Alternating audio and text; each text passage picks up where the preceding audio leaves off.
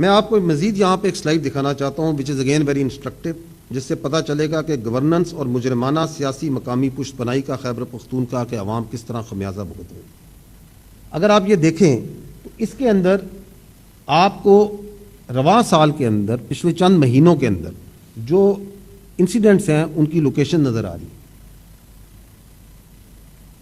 سوال اگر آپ اس میں دیکھیں تو اوور آل پچھلے 3 مہینے میں 3984 ٹیررسٹ انسیڈنٹس ہیں، ان میں سے 70% خیبر پختونخوا میں کیوں ہیں؟ یہ بڑا ایک لاجیکل سوال ہے جو میڈیا بھی کرتا ہے، پاکستان کے نوجوان بھی کرتے ہیں، انٹیلیجنسیا بھی کرتا ہے۔ کیا وجہ ہے؟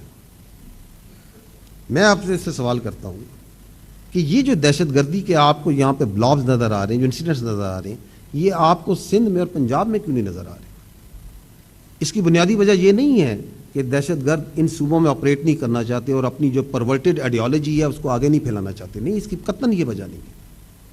اس کی وجہ یہ ہے کہ ان صوبوں میں گورننس قائم ہے، وہاں کی پولیس اور قانون نافذ کرنے والے ادارے کام کر رہے ہیں، اور وہاں پہ ایک political terror crime nexus operate نہیں کر رہا۔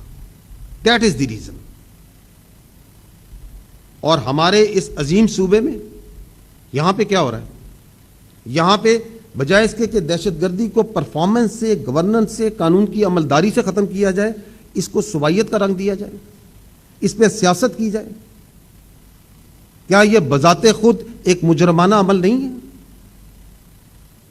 کہ گورننس کی بجائے، پرفارمنس کی بجائے، capacity of counter terrorism department کو بڑھانے کی بجائے، ایک بیانیہ بنانے کی بجائے، اپنے لا اینڈ آرڈر کو، اپنے کرمنل جوڈیشل سسٹم کو اسٹرینتھن کرنے کی بجائے، یہاں پہ جو انلیگل افغانز اور دوسرے ایلینز ہیں ان کو پش بیک کر کے افغانستان واپس بھیجنے کی بجائے